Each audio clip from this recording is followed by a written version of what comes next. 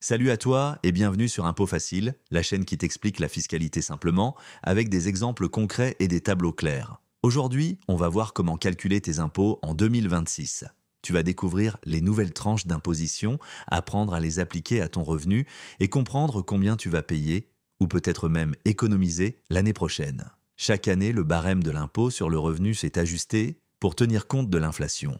En 2026, il va donc évoluer à nouveau, avec des seuils légèrement relevés. Cela signifie que, même si ton salaire augmente un peu, tu ne seras pas forcément plus imposé. Voyons ça ensemble, avec un exemple simple. Voici le barème prévisionnel de l'impôt 2026 pour une part de quotient familial jusqu'à 11 500 euros, 0%, de 11 500 euros à 29 000 euros, 0%, 11% de 29 000, 1 euro à 82 000 euros, 30% de 82 000, 1 euro à 82 000 euros, 177 000 euros, 41%, et au-delà de 177 000 euros, 45%. Ce barème est la base du calcul de ton impôt. Mais attention, on n'applique pas un taux unique sur tout ton revenu. Chaque taux s'applique uniquement sur la partie correspondante. Prenons un exemple, tu gagnes 35 000 euros net imposables en 2026. On applique les tranches une par une. De 0 à 11 500 euros, 0%, soit 0 euros, 0 euros. De 11 500, 1 euro à 29 000 euros, 17 499 euros à 11%,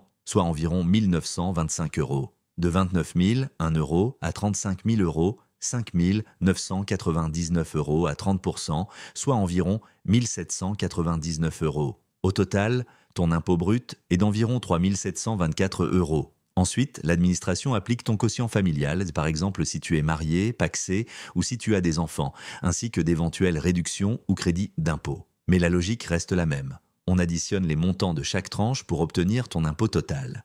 Et si tu veux réduire ton impôt, en 2026, il existe plusieurs solutions légales. Les crédits d'impôt comme les dons, l'emploi à domicile ou la rénovation énergétique.